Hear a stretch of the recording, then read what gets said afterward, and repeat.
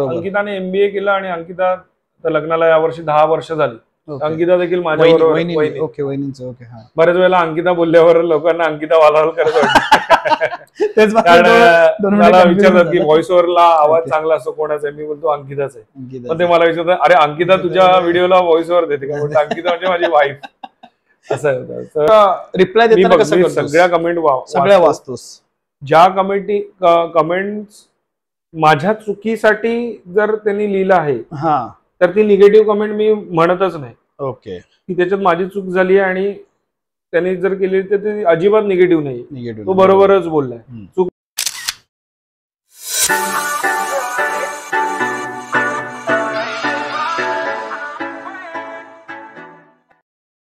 तर नमस्कार मित्रांनो, मी अमय मयेकर, आपलं स्वागत आहे मी आहे कोकणी चॅनलवर.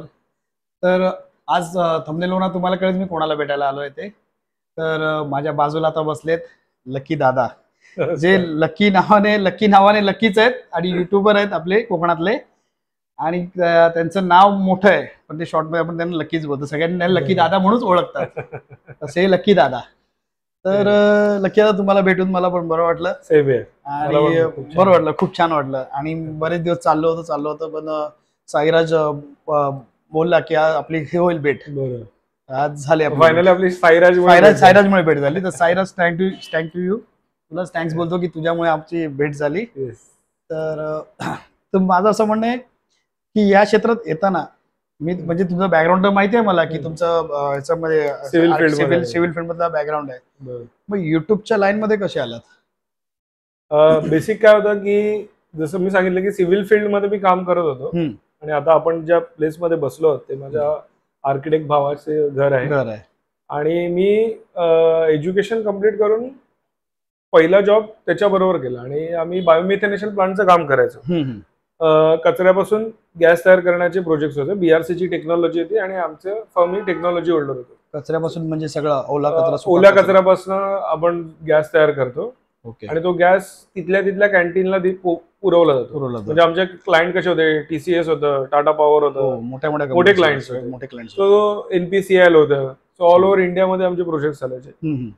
तिकडच्या कॅन्टीन मधून येणारा जो वेस्ट असतो त्या वेस्ट पासून आम्ही गॅस बनवायचो आणि तो गॅस पुन्हा त्या कॅन्टीनला दिला जायचा. आता फॉर एक्झाम्पल आता आपल्याकडे ॲबेटॉर आहे म्हणजे कत्तलखाना आहे. सो कत्तलखान्यामध्ये बैलाचा एक पार्ट होता तो वाया जायचा. बाकी सगळं शिंग म्हणा, खूर म्हणा, हे बटन्स बनवायला आतमध्ये ते इंटेस्टाईन आणि त्या जे वेस्ट होत होते ते पार्ट्स आमच्या प्लांटवर यायचे. आमच्या प्लांटवर त्याच्यापासून गॅस बनायचा, तो बॉयलरला दिला जायचा आणि डुकराचे केस काढण्यासाठी जे पाणी गरम केलं जातं त्याच्यासाठी ते पाणी युज करायचे तुम्ही. तर तुम्ही म्हणजे सगळ्या फील्ड मधनं फिरलेले आहेत म्हणजे 12 गावचं पाणी पिऊन मग शेवटी युट्यूबच्या याच्यावरती. आणि युट्यूबच्या येण्यावरचं कारण तेच होतं, हा सगळं फिरत असताना मेन टाइम आमच्याकडे एंटरटेनमेंटचं काही साधन नव्हतं. मोबाईल्स होते पण ते तेवढे डेव्हलप नव्हतं. ही गोष्ट जवळजवळ 18-20 वर्षापूर्वी. बरोबर, त्या दरम्यान नव्हतं. युट्यूबच काहीतरी 2007 आलं आणि युट्यूब तेव्हा होतं आणि युट्यूब ते सगळं स्लो चालायचं, स्लो बफर व्हायचे. तरी पण आम्ही एक एंटरटेनमेंट म्हणून युट्यूब कडे बघत होतो, काही व्हिडिओज बघायला, काही सॉंग्स बघायला. असं करत असताना मग एक वेळ अशी आली की मी जॉब सोडला आणि वडिलांचा बिझनेस जॉईन केला. आणि मग आम्ही बिझनेस तो गावाला शिफ्ट केला. म्हणजे माझं जे नेटिव्ह आहे रेवंडी, तिथेच माझा बिझनेस आम्ही शिफ्ट केला आणि हळूहळू तिथे कामं चालू झाली. आणि साधारण तिथे 3-4 वर्ष गेल्यानंतर बरेच लोक विचारत होते की गावात कसा रमतोस, मुंबईत शिक्षण झालं, सगळीकडे फिरलास, गावात तू कसा वेळ घालवतोस. आणि मग मला त्या कुठेतरी गोष्टी दाखवायच्या होत्या लोकांना. बरोबर, युट्यूब होतं माहिती होतं पण युट्यूब मध्ये असा व्हिडिओ आपण टाकू शकतो त्या तेवढ्या अशा कल्पना नव्हत्या मला. आणि त्यावेळेला UIC ब्लॉग्स किंवा अजून मुंबईकर निखिल असे चॅनल, मुंबईकर निखिल तेव्हा पीक वरती होता, सगळ्यांचं तोंडावर होतं आणि त्यांचे आपण बघायचो. मग मी म्हटलं की आपण काय करतो ते लोकांना दाखवलं पाहिजे. किंवा माझे आजोबा हे करायचे, माझे वडील ते करायचे, पणजोबा हे करायचे, हे आताची लोक सांगतायत पण ते कुठे डॉक्युमेंट नाहीये ना. बरोबर. तर आपला जसा एक लग्नाचा अल्बम असतो जुन्या आठवणी ताजा करण्यासाठी, तसंच आपल्या एक लाईफचा पण एक अल्बम तयार करायचा, व्हिडिओ अल्बम. बरोबर. की आपल्या पुढच्या पिढीला पण कळलं पाहिजे काय करायचं. मग त्या अनुषंगाने मी एक लकी लाईफ नावाचं चॅनल चालू केलं. Lucky life now. मग हळूहळू मला कळलं की चॅनल सर्च मध्ये यायला पाहिजे. मग आपण ज्या रिजन मध्ये राहतो त्याचं थोडं नाव ऍड करूया म्हणून मग चॅनलचं नाव आपण मालवणी लाईफ केलं. मग अवघ्या अशा 2 महिन्यातच लकी लाईफचं मालवणी लाईफ झालं. आणि आपला कॉन्टेंट तोच होता की चाली रीती रूढी परंपरा सण उत्सव जसे सगळेजण दाखवतात. त्याच्यानंतर मग आपण खेकडे पकडायचे, मासेमारीचे व्यवसाय ते व्हिडिओ दाखवायला सुरुवात केली. काय त्याची मेहनत लागते मागची ती सगळी दाखवायची. बरोबर. आणि हळूहळू मग व्यावसायिकांना प्रमोट करण्याचे व्हिडिओ चालू केले. त्याचा उपयोग खूप चांगला झाला व्यावसायिकांना. मग आम्ही थोडे इन्फॉर्मेटिव्ह कडे वळलो. म्हणजे 50% एंटरटेनमेंट आणि 50% इन्फॉर्मेटिव्ह असं आपण चॅनलला सुरुवात केली. तर लकी दादा, माझं असं म्हणायचं आहे जेव्हा तू ह्या सगळे क्षेत्र सगळे म्हणजे फिरून आलेला आहेस, मग हे जे आता युट्यूब हँडल करतोस म्हणजे तू lucky life to Malvani life ही जर्नी केलीस, मग हे सगळं ऑपरेट करायला कोण होतं? एकटाच होता की अजून घरातले मेंबर्स किंवा अजून कोण मित्रमंडळी असं होतं? बेसिक सांगायचं तर आहे चॅनल माझं एकट्याच आहे, पण सपोर्ट सगळ्यांचा आहे. सपोर्ट सगळ्यांचा, कलाकार सगळे. आणि कसं आहे की जेव्हा मला युट्यूबने मॅनेजर दिला, सो मॅनेजरचे पहिलं आमचं दोघांचं इंट्रोडक्शन होतं. त्याला मला जाणून घ्यायचं होतं आणि हा सगळा कॉन्फरन्स कॉलवर ते सगळं म्हणजे मला प्रॉपर युट्यूबने मॅनेजर म्हणजे तुम्हाला आता कसं असतं की रिक्वायरमेंट पाहिजे होती. आता कसं होतं की जेवढं आपण कमवतो त्याच्यातलं 40% युट्यूबला जातं. हो बरोबर. मग मी जेवढं जास्त कमवणार तेवढा युट्यूबला पैसे जास्त त्यांना. मग त्यावेळेला युट्यूब काय ठरवतं की आपल्याला याच्या व्हिडिओतनं रेव्हेन्यू जास्त मिळतो, त्या मेंबरला शोधतात. हा, मग त्या मेंबरला ते शोधतात किंवा त्याचं हे बघतात, प्रोफाईल चेक करतात आणि मग त्यांना तो मॅनेजर देतात. मग पोस्ट देतात. नाही, आपल्याला मॅनेजर नाही बनवत. मला एक पर्सनल माझा मॅनेजर असतो जो युट्यूब कडनं मला दिला जातो. Okay okay. मग मला जे पडणारे प्रश्न आहेत, जसं आता तुम्हाला प्रश्न पडला तर तुम्ही 10 जणांना विचारता, तसं मला पडलेला प्रश्न मी मॅनेजरला, माझा पर्सनल मॅनेजर त्याला मी विचारू शकतो. पण असं नाही की त्याला लगेच कॉल केला आणि विचारलं. त्यांची अपॉइंटमेंट असते, त्या डेट्स घ्याव्या लागतात आणि मग त्याला. पण एक आम्हाला ते हे दिलेलं असतं. पण एक विचारतो, पण हे मॅनेजर जे दिलेत हे रिजन वाईज दिलेत का त्यांच्या कंट्री मधून आहेत अदर्स? नाही नाही, हे रिजन वाईज. माझा जो मॅनेजर होता तो साऊथ इंडियन मॅनेजर होता. पुणा बेस होता त्याचा, पण तो त्याला मराठी फ्लुएंट येतो. ते कम्फर्टेबल करतात तुम्हाला इंटरॅक्शन करायला. त्यांना पण बरं पडतं, ते व्यवस्थित कम्फर्टेबल करतात. लोकांना असं वाटतं की अमेरिकन कंपनी आहे तर इंग्लिश मध्ये बोलावं लागतं. असं काय नाही की तुम्ही ज्या लँग्वेज मध्ये कम्फर्टेबल आहात त्या लँग्वेज मध्ये तुम्हाला कम्फर्टेबल करतात. तर त्या मॅनेजरची जेव्हा पहिलं इंट्रोडक्शन होतं आम्हाला, तर त्यांनी पहिला प्रश्न विचारला की तुमचा फॅमिली सपोर्ट कसा आहे तुम्हाला. हा पहिला प्रश्न त्यांनी विचारण्याचा उद्देश काय होता की जेव्हा तुमचा फॅमिलीचा तुम्हाला सपोर्ट असतो तेव्हा तुम्ही पुढे जाता. नाहीतर युट्यूबच्या क्षेत्रामध्ये काय असतं की पहिलं तुमचं जे टार्गेट आहे 1000 सबस्क्रायबर किंवा 4000 वॉच टाइम, ते कम्प्लीट होण्यासाठी तुम्ही मेहनत करत असता, पण ते लोकांना घरच्यांना माहिती नसतं आणि इन्कम तर येत नसतं. तुम्ही बॅग उचलता, व्हिडिओ बनवायला जाता, व्हिडिओ अपलोड करतात, तेवढंच काम, आणि बाकीची लोक तुमचा व्हिडिओ व्हायरल करतात. आणि इन्कम कधी चालू होणार हा प्रश्न प्रत्येकाला असतो. तर त्यामुळे तुमचा फॅमिलीचा पहिला सपोर्ट असणं तितकं महत्वाचं आहे. आणि म्हणून मी सांगेन की माझ्या यशामध्ये माझी फॅमिली आहे पूर्ण, माझा मित्र परिवार आहे की ज्यांनी कधीच माझी, आता आमच्या मालवणी भाषेत, केंड किंवा चेष्टा कधीच केली नाही. त्यांनी ऑलवेज सपोर्ट केला आणि या सपोर्टमुळेच चॅनल पुढे गेलं. बरोबर. आता माझ्या चॅनलमध्ये माझ्या गावातली छोटी छोटी मुलं आहेत, ते मोठी नम्या असो, प्रथमेश असतो, करलकर फॅमिली असते, माझ्या फॅमिलीतले काही मेंबर्स असतात. तर या सगळ्यांचा सपोर्ट त्या चॅनलला आहे, म्हणून चॅनल पुढे चालतं. पण टेक्निकली बघाल तर व्हिडिओ शूट मी करतो, व्हिडिओ एडिट मी करतो. कधी जर असेल तर माझ्यावर तो समीर आचरेकर म्हणजे नम्या, तो व्हिडिओ शूट करतो. त्याला चांगला टेक्निकल नॉलेज आणि मला कधी वाटलं तर मी त्याला विचारतो की काय अँगल किंवा काय असेल. बरोबर. आणि तो फोटोग्राफी क्षेत्रातलाच असल्यामुळे. बरोबर. त्याच्यानंतर व्हिडिओ एडिट पण मीच करतो आणि या सगळ्या गोष्टी आहेत त्या आयफोन वरनच केल्या जातात. आयफोन वर. मग तू असं कुठलाही कॅमेरा वगैरे असं काय नाही? लोकांच्या डोक्यात एक बसते कॅनन 1DX आहे, 5D गरजच नाही तुम्हाला. म्हणजे सोनी अल्फा आहे, जे आपल्याला दाखवायचंय ते त्या रेझोल्युशन्सला मिळते.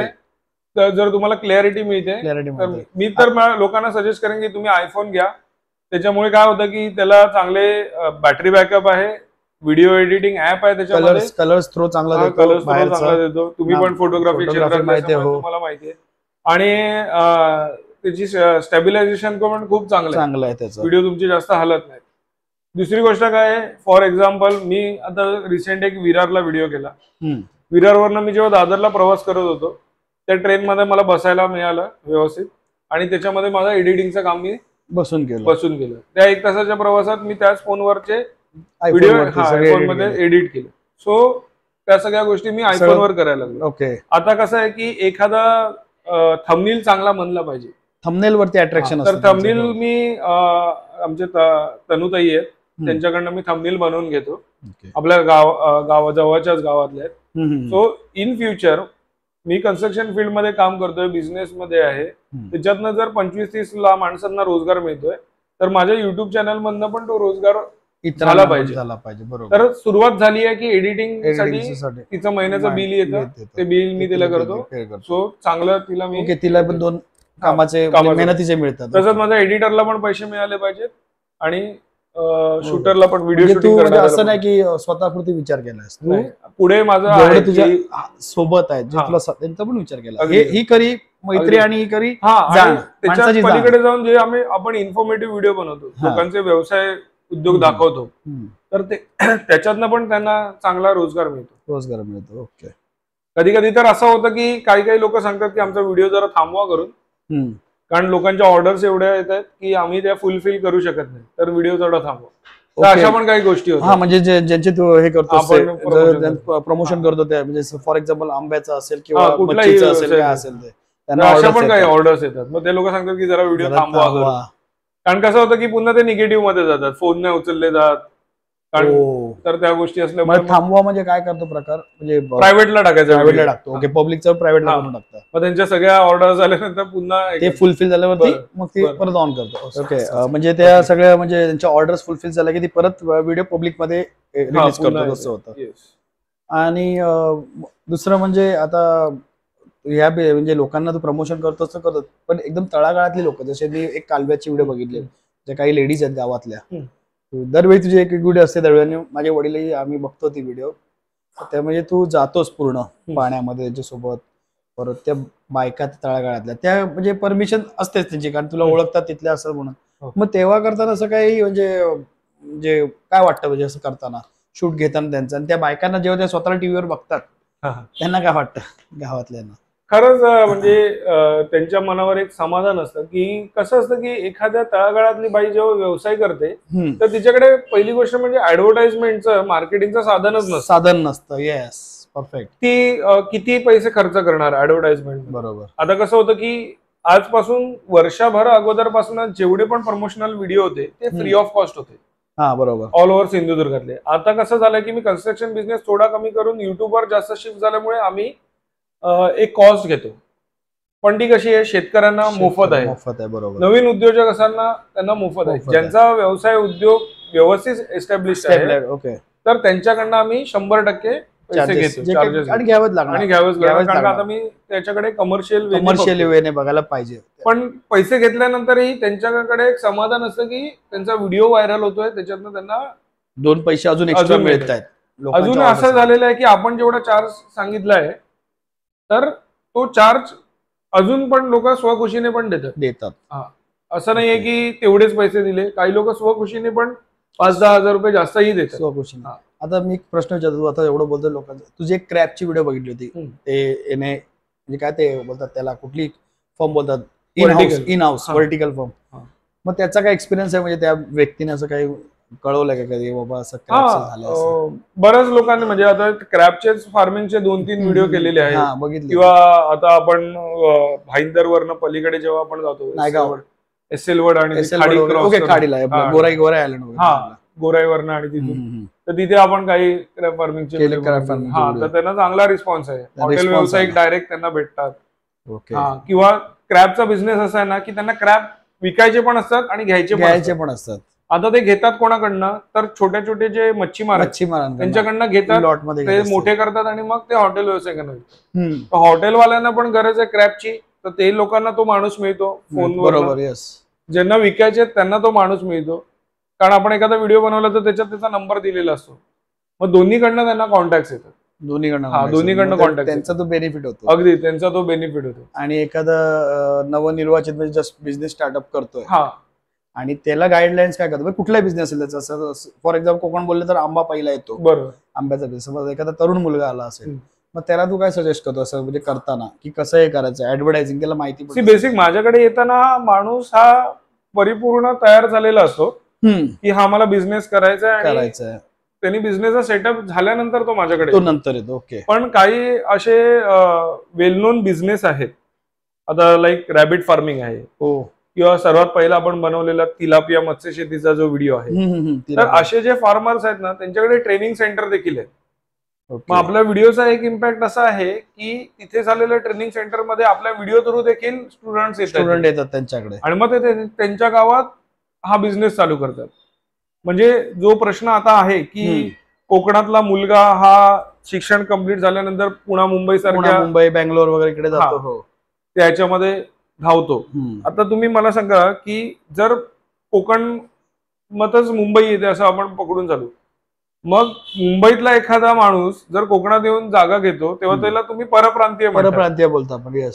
मग कोकणातलाच माणूस, सिंधुदुर्गातला माणूस जर मुंबईत जातोय तर तो पण देखील परप्रांतीय असं बोलू शकतो. बरोबर. आता माझे आजोबा आले मुंबईमध्ये, माझ्या काय 10 पिढ्या मुंबईमध्ये नव्हत्या, बरोबर ना.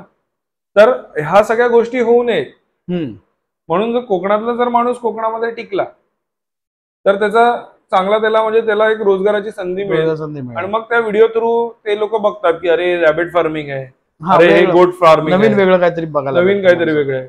एक आता रिसेंट बनवलेला ओल्या काजूकराचा, सो एक माणूस फुलफिल करूच शकत नाहीये ओले काजूकर, एवढे ऑर्डर्स, तो अगेन निगेटिव्ह मध्ये जातोय की फोन कॉल्स का नाही, फोन कॉल उचलत नाही, पिकअप होत नाही. फोन कॉल्स उचलणार की ऑर्डर्स कम्प्लीट करणार, ते पण आपण देताना त्याच्याकडे बघून इतरांनी पण तो व्यवसाय चालू करू शकतो. बरोबर, कोकणातले मुलांना. बरोबर. तर अशा अनुषंगानं त्या व्हिडिओचा इम्पॅक्ट असतो की उद्योजक पण तयार होत आहेत, विकणाऱ्याचा माल पण जातोय, आणि जर विकणाऱ्याला कच्चा माल पाहिजे तर तो पण त्याचे पण कॉन्टॅक्ट मिळतात. तो एक सिंपल झाडूचा एक बिझनेसचा एक व्हिडिओ बनवलेला, सो झाडू विकणाऱ्याचा व्हिडिओ आहे आपल्याकडे मोटरसायकल विकणाऱ्यांचे व्हिडिओ आहेत, आपल्याकडे घरगुती गोधड्या बनवण्याचा जो व्यवसाय आहे, गोधड्या बनवते एकदमच म्हणजे मोठं केलं. असं काय नाही की आपल्याकडे फक्त करोडपती माणसांचेच व्यवसाय जे एकदमच 20-25 हजारांनी स्टार्ट होणार बिझनेस, सगळे बिझनेस आपण दाखवण्याचा प्रयत्न करतो. आणि उद्देश हाच आहे की लोकांनी ते व्हिडिओ बघावे, त्यांचा व्यवसाय चालू करावा आणि त्यांचे प्रोडक्ट विकले जावे. प्रश्न ट्रिकी आहे जरा, असं म्हणजे मस्करी अशी. तर मी काय म्हणतो की आता इतर आपले युट्यूबर्स आहेत, ते म्हणजे हे जर सगळे प्रमोशन तर करतात, सगळे करतात, ठीक आहे, सगळं दाखवतात. पण तुला असं कधी वाटलं नाही की बाबा काहीतरी वेगळं अजून ऍक्टिंग क्षेत्रात, जर मच्छिंद्र कांबळींच्या घरातून आलेला व्यक्ती आहेस, जे मला ऍक्टिंगचं कधी नाही वाटलं. पण बेसिक काय होतं की मगाशी मी तुम्हाला सांगितलं की फॅमिली सपोर्ट तितका महत्वाचा आहे. तर माझ्या वडिलांचं म्हणणं होतं की तू बांधकाम क्षेत्र, कारण ते स्वतः सिव्हिल इंजिनियर, तर तू माझ्या क्षेत्रामध्ये येऊ नकोस, कारण सुताराचा मुलगा सुतार झाला का आणि लोहाराचा मुलगा लोहार झाला का, त्या मोठीची गोष्ट नाही. आणि पुरी विकणाऱ्याचा मुलगा जयस्वाल जर क्रिकेटर तर ते काहीतरी मोठी गोष्ट. तर त्यांचं म्हणणं काय, तुला हाईट बॉडी आहे, तू बॉडी बिल्डिंग क्षेत्रामध्ये जा, बास्केटबॉल प्लेअर वाटतोस, क्रिकेटमध्ये खेळ किंवा असं कर काहीतरी. तर जेव्हा मी युट्यूबर झालो, जेव्हा माझे व्हिडिओ यायला लागले आणि लोकांना चांगला प्रतिसाद द्यायला लागले, तर सर्वात जास्त खुश माझे वडील होते की तू काहीतरी वेगळं केलंस करून. बरोबर. त्यामुळे त्यांचा पूर्णपणे सपोर्ट होता. आणि प्रत्येक व्हिडिओ पहिलं कसं होतं की मला इन्कमचं तसं काही गरजच नव्हती, त्यामुळे माझं इन्कम पण खूप लेट चालू झालं. काही पिनकोड्स यायचे असतात ते आले नव्हते, पण माझे पैसे जमा होत होते, त्यामुळे मी खुश होतो की माझे पैसे जमा होत आपल्याला आपल्या. एकदा युट्यूबचा मेल आला की आता जर तुम्ही पिनकोडची प्रोसेस नाही केली तर आम्ही पेमेंट थांबवणार. ओके. मग मी पुन्हा ते हातपाय मारून ते माझं ते चालू केलं, प्रोसेस केली. तर असं कधी वाटलं नाही की नाट्य क्षेत्रात जावं किंवा ऍक्टिंग करावी. कारण आमची मुळात रेवंडी भूमी ज्या गावात मी राहतोय ती कलाकारांची भूमी. खूप मोठे दिग्गज कलाकार रेवंडीने या कला क्षेत्राला दिलेले आहेत, नाट्य क्षेत्राला दिलेले आहेत. जसं की कैलास रघुवीर तहसीलकर आहेत, नेपथ्यकार आताचे अंकुश काका आहेत, लवराज काका वारलेत. कैलासवासी मच्छिंद्र कांबळी एवढं मोठं नाव आहे. कैलासवासी लीलाधर कांबळी आहे. लीलाधर कांबळी माहित आहेत, बाबा म्हणजे आजोबा माहित आहेत, आजोबा झाले आमचे. किंवा कैलासवासी मोहन तोंडवळकर आहेत, कला वैभव, गेला माधव कुणीकडे किंवा शंभूराचे, ते स्वतः आपल्या रेवंडी गावातले आहेत. रेवंडीचे सगळे. आता म्हणजे ती आत्या लागते माझी, त्यांची मिसेस, तर ती आता मुलगा आणि ते लोक कला वैभव सांभाळतात. कोकणी समाज आणि भंडारी समाज त्यातच शिरलेला आहे भंडारी. आणि इव्हन आपले न्यायमूर्ती मनमोहन दशरथ कांबळी, ते पण आमच्या रेवंडीचे गावचे. म्हणजे तर मोठी लोक, गीतांजली कांबळी, लीला ह्याची लवराज काकांची मिसेस वारली, ती पण वारलेत. ते पण ती सैरे सई नाटक करायची, इव्हन कुंकू सिरियल मध्ये लीड रोलला होती ती. तर असे मोठे दिग्गज कलाकार रेवंडी होते. त्यामुळे प्रत्येकाचं असं म्हणणं होतं, म्हणजे प्रत्येकाचं म्हणणं, घरच्यांचं म्हणणं होतं की तू काहीतरी त्या क्षेत्रात कर. पण तुम्ही जेव्हा सिव्हिल फील्ड मध्ये येता किंवा त्या अभ्यासक्रमात येतात त्यावेळेला तुमचं ती ऍक्टिव्हिटीज कमी. तुम्ही आर्ट्स, कॉमर्स, सायन्स करत असाल तर तुमच्या कॉलेजमध्ये नाट्य स्पर्धा असतात किंवा काय असतात, तर त्यावेळेला तुम्ही त्या सगळ्या गोष्टी करू शकता. पण शेवटी कसं तुला त्या म्हणजे रेवंडी गावची जी नाळ आहे तुमची कलाकाराची, शेवटी तुला टीव्ही वरती आणली आणलं. आणि कसं होतं की आम्हाला पहिली गोष्ट म्हणजे ना स्टेजची भीती नाहीये, का माहिती नाही, आमच्या मातीतच ते आहे. त्यामुळे कुठल्याही स्टेजवर जाऊन कधी आम्ही भाषण करू शकतो, फेस टू फेस बोलू शकतो, लोकांची आमची किती असू. तर ते एक आहे की ते दैवी देणगी म्हणायला हरकत नाही की स्टेज फिअर नाहीये. कॅमेराचं तेवढं पण नाहीये की पहिलाच व्हिडिओ मी सुंदर केलेला बघितलं आणि मग त्याच्यानंतर असं काय नव्हतं की कसली भीती आहे किंवा आम्हाला असं सांगावं लागत नाही की हे करा आणि ते करा. ते थोडं एकदा ब्रीफ केलं की आम्ही ते करू शकतो. त्यामुळे ऍक्टिंग ही रक्तातच आहे आमच्या. कारण आम्ही वस्त्रहरण करणारे कांबळी आहोत. आम्ही लोकांचं वस्त्रहरण करणार. तर वस्त्रहरण तर झालं, नाटकांचा सगळे विषय तर झाले, आपल्या कांबळी परिवाराचे झाले, सगळे आपल्या भंडारी समाजाचे झाले. तर जेव्हा तू सुरुवात केलीस, म्हणजे कॅमेरा घेतलास, प्लॅन केलंस की डायरेक्ट गेलास? काय पहिला व्हिडिओ तर मी टाकलाच नव्हता. पहिला व्हिडिओ केला तो टाकला नाही. लकी लाईफचं नाही बोलत मी, मालवणी लाईफ झालं तेव्हा. लकी लाईफ मध्ये काय करत होतं? लकी विषय काय होते? लकी लाईफ सेम विषय होतं, चॅनलचं नाव बदललं. ओके. कारण लकी हे नाव कधी सर्च होतं की लकी अलीची गाणी ऐकायची असेल तर त्यावेळेला. पण मालवणी बऱ्याच वेळा लोकांकडनं मालवणी मसाल्यासाठी सर्च होतं, मालवणी फूड साठी सर्च होतं, लिंक आपल्याकडे मालवण पर्यटन स्थळ, तर त्यावेळेला ते मालवण सर्च मध्ये येतं. म्हणून ते नाव मालवणी लाईफ ह्याच्यामध्ये आला. पण पहिला एक जो व्हिडिओ बनवला ना तो मला नाही आवडला, पर्सनली नाही आवडला. दुसरा व्हिडिओ बनवला आयफोन 4S वर, तो म्हणजे 4S पासून मी आता 14 पर्यंत आलेलो आहे. अरे वा. असं म्हणजे मोबाईल अगदी 10 नाही, पण 4S वरनं 5 वर आलो, 5 वरनं 7 वर आलो, मग XR वर आलो, मग 11 आला, 12 आला वगैरे. 11, 12, 13 हे तिन्ही मी XR पासून, XR म्हणजे 10, 11, 12 आणि 13. तुझं त्या फोन बद्दल तुला एक आकर्षण होतं आणि थोडे चेंजेस की तुला असं नाही बोलला. आता काही लोक बोलतात मी गोप्रोवरलाच घेणार आहे, कोण बोलतो DSLR घेतो, पण DSLR हँडल करणं आता आपल्याला काय माणूस हँडल करू शकतो. अगदी बरोबर. आणि दुसरी गोष्ट आपल्याकडे गोप्रो पण आहे, पण त्याचा वापर फक्त अंडर वॉटर शूट वगैरे, स्टँड बाय कॅमेरा. जर काय झालं, आता आम्ही समुद्रातले व्हिडिओ शूट करतो, ते व्हिडिओ शूट करत असताना एवढी रिस्क असते की हातातनं मोबाईल पडला तर त्यांनी तळ काढला, तो गेला तर कुठेतरी आपला तिकडे स्टँड बाय हवा म्हणून गोप्रो एक एमर्जन्सी बरोबर आपल्याला अंडर वॉटर शूट करायचं झालं. आणि तू जातोस पण बघितलं पण, आणि त्या दिवशी तुझे एक ती शूट पण बघितली तू, फक्त तू फेस मास्क, फक्त डोळ्याचाच मास्क घालतो, आणि त्यासाठी एवढ्या पाण्यात जायचं खायचं काम नाही, खाली जातो. ह्या सगळ्या गोष्टी करायला पहिलं तुम्हाला त्या गोष्टी आल्या पाहिजे, प्रिपरेशन आणि आलं पाहिजे, डायरेक्ट जायचं नाही कुठल्याही गोष्टी. बरोबर. कारण का आजही आम्ही पट्टीचे पोहणारे असलो आम्ही बुडत्याला बाहेर काढणारे असलो तरी ज्या गोष्टीकडे आम्हाला माहिती नाही की त्या पाण्यात आम्ही कधीच उतरत, बरोबर आहे, की तुम्ही म्हणाल की अलिबागच्या समुद्रात पोहून दाखव, बरोबर, तर ती एवढी आम्ही रिस्क घेत नाही. आम्हाला माहितीच नाही की त्याची खोली किती आहे, काय आहे, उगीच कशाला रिस्क. बरोबर, असं आहे. तर त्या ज्या गोष्टी तुम्हाला दाखवायच्या आहेत किंवा मी अजूनही लोकांना प्रश्न विचारतो समोरच्याला, तर बघणाऱ्या काही अशा लोकांना वाटतं की मला काहीच माहिती नाही. पण माझं असं म्हणणं असतं की मी जेव्हा त्यांना प्रश्न विचारतो आणि त्याचं तेव्हा उत्तर मिळतं तेव्हा तुम्हाला कळतं बरोबर की ती गोष्ट काय आहे ती. कळलं ना. पण ती गोष्ट काय आहे ती मला ऑलरेडी माहिती असते, पण माझं कामच ते आहे की लोकांकडनं प्रश्न विचारायचे आणि काढून घ्यायचं. कारण का आजपर्यंत तुम्ही जेवढे पण व्हिडिओ बघाल एकही स्क्रिप्टेड नाहीये. बरोबर आहे. आता जसं आता काही वेळेला काय होतं की रात्री मला आताच बघा की मला उद्या व्हिडिओ एक जायचं आहे, तर शनिवारी रात्री मी जेव्हा मुंबईत आलो तेव्हा शनिवारी रात्री मला एक मेसेज आला. किती वाजता? 12:30 वाजता रात्री 12:30. ओके. पवईचा कोळी म्हणून एक मुलगा आहे, आपल्या संगमेश्वरचाच आहे. ओके. आणि तो माशाचा बिझनेस करतो. तर त्या मुलाने मला मेसेज केला की दादा उद्या येशील का? उद्या किती वाजता? 5 वाजता. 5 अर्ली मॉर्निंग म्हणजे 3-4 तास आता. मी म्हटलं येतो करून. पुन्हा त्याचा कॉल आला की दादा आपण जरा थांबूया, आपण बुधवारी करूया, म्हणजे उद्या मी तो शूट करणार आहे. तो काय म्हणाला की आता एवढा हार्ड अँड फास्ट नको करूया. त्यांनी स्वतःहूनच सांगितलं. माझी तयारी होती जायची. बरोबर. माझा शेड्यूल पण होता त्या दिवशीचा. मी बोललो शेड्यूल तुझ्यासाठी इथे तिथे करून मी येतो करून. पण कसं आहे की मेहनत करणारा मुलगा आहे, लोकांसमोर आला, सपोर्ट करतो, ही मोठी गोष्ट आहे त्याला. म्हणजे का त्याला पण तेवढं प्रोत्साहन वाटतं, प्रोत्साहित करतोस. तो मुलगा बोलतो अरे माझ्याकडे लक्की दादा आहे, त्याला पण काहीतरी 4 चौघात तुझं नाव आपण बोलू शकतो. बुधवारी आपण करूया, शूट करूया, उद्या करणार तुम्ही. अरे वा, छान आहे. त्या मित्राला यश येऊ, कामात चांगलं येऊ.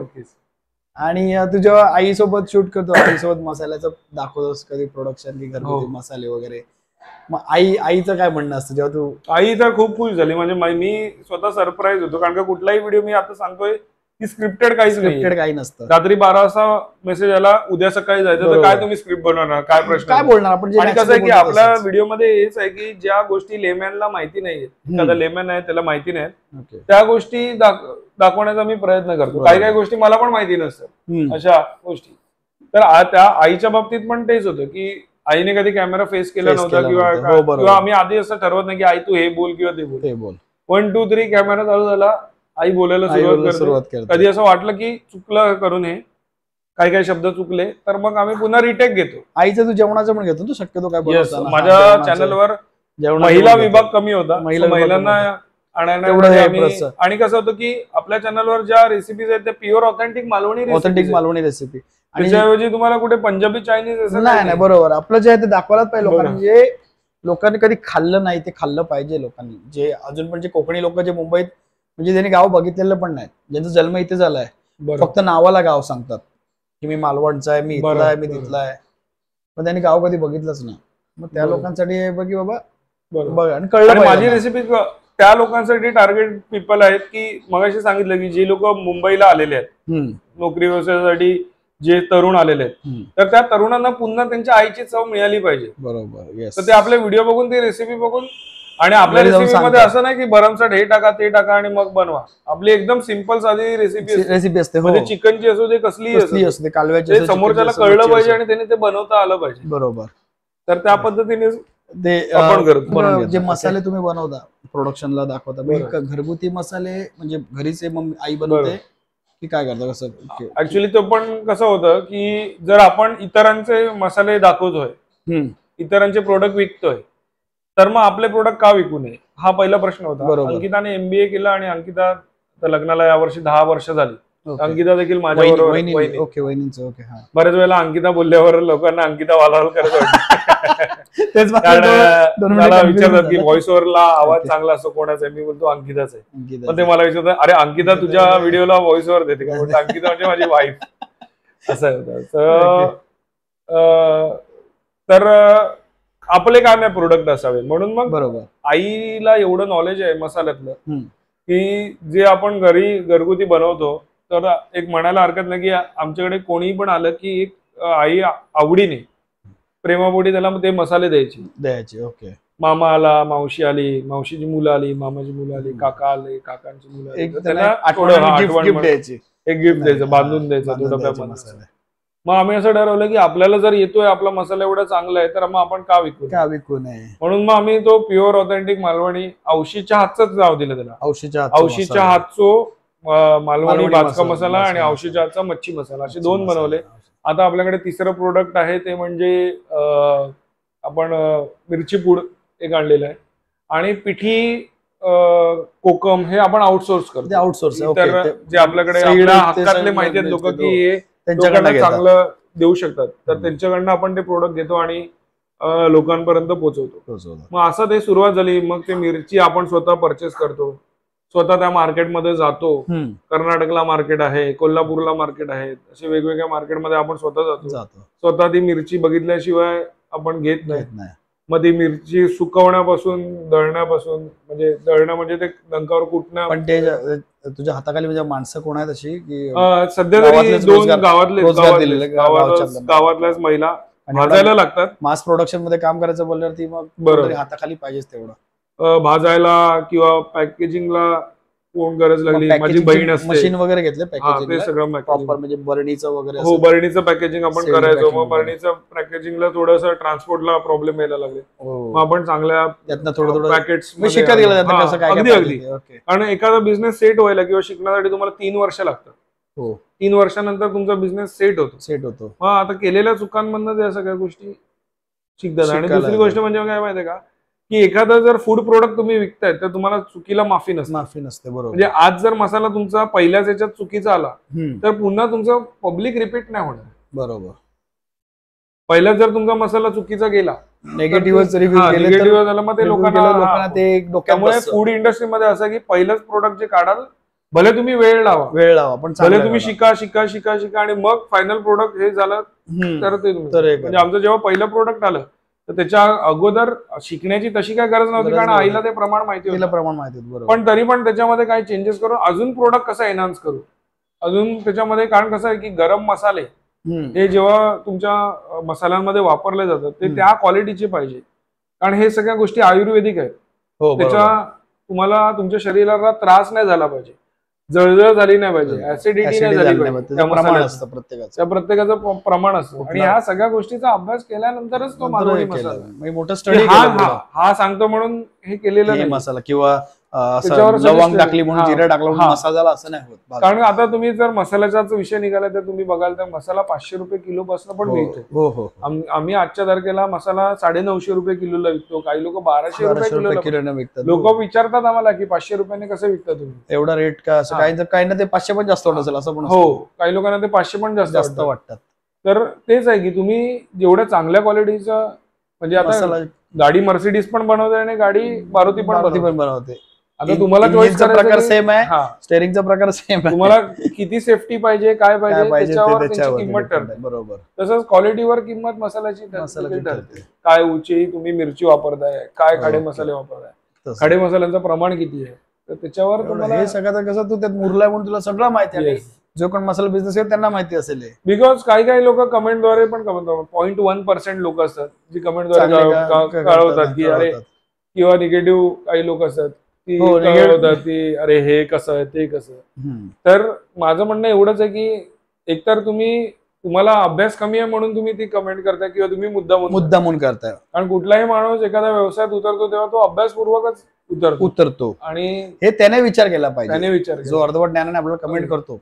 आणि मी नवीन युट्यूबर्सला पण सांगेन कारण बरेच लोक मला सांगतात की अरे लोक निगेटिव्ह कमेंट्स करतात. म्हटलं तुम्ही एखादा तुमचा जर व्हिडिओ बघा, त्या व्हिडिओमध्ये जर 10,000 व्ह्यूज असतील तर त्याच्यामध्ये फक्त 3 ते 5 निगेटिव्ह कमेंट असतात. मग त्या 5 लोकांसाठी तुम्ही व्हिडिओ नाही करणार आणि कशासाठी त्यांच्यासाठी आपण थांबायचं असे मी लक्षात. आता कमेंटचा आपला विषय झालाच. जेव्हा कमेंट येतात म्हणजे पॉझिटिव्ह आणि निगेटिव्ह, मग तू कुठल्या अँगलने कशाला कुठल्या याला काय हे करतो. मी निगेटिव्ह का रिप्लाय देताना कसं करतो? सगळ्या कमेंट सगळ्या वाचतोस. ज्या कमेंट्स माझ्या चुकीसाठी जर त्यांनी लिहिलं आहे तर ती निगेटिव्ह कमेंट मी म्हणतच नाही. ओके. की त्याच्यात माझी चूक झाली आणि त्यांनी जर केली तर ती अजिबात निगेटिव्ह नाही. तो बरोबरच बोललाय, चूक माझी. काही लोक मुद्दामून निगेटिव्ह कमेंट करतात तर त्यांना मी काही लोक अभ्यास न करता निगेटिव्ह कमेंट करतात त्यांना पण मी हे करत रिप्लाय देत नाही. आधी मी सगळ्यांना रिप्लाय देत होतो, पण आता सध्या मी वाचतो सगळ्यांच्या कमेंट्स. मला सगळ्यांच्या कमेंट्स माहिती असतात. काही लोक विनाकारण पण निगेटिव्ह कमेंट्स करतात, तर त्याच्यामुळे मी ते आहेत देत नाही. कोणाला खरंच एखाद्या गोष्टीविषयी कमेंट केलेली आहे, भले माझी काही वेळेला प्रशंसा पण करतात लोक, भरभरून करतात. हो, त्यांना फक्त मी हार्ट किंवा लाईक देतो, रिप्लाय नाही करत. पण काही गरजू लोक असतात जे कमेंट करतात, तर त्या गरजूंना मी रिप्लाय करतो. माहिती पाहिजे असतं तर मी त्याला नक्कीच रिप्लाय करतो. पण मी सगळ्यांच्या कमेंट वाचतो. निगेटिव्ह वाल्यांना मी रिप्लाय करत नाही, म्हणून मी पॉझिटिव्ह वाल्यांना रिप्लाय करतो. कारण मग ते लोक मग खाली म्हणतात की अरे मला का नाही रिप्लाय केलं, तू वागतोस तसं तर कसं. हा, आणि मी का माझी एनर्जी तुमच्यासाठी वाया घालू. मुळात मोबाईलच्या बॅटरीपेक्षा माझा वेळ महत्वाचा आहे, बरोबर, किंवा माझी ताकद महत्वाची, माझी एनर्जी महत्वाची.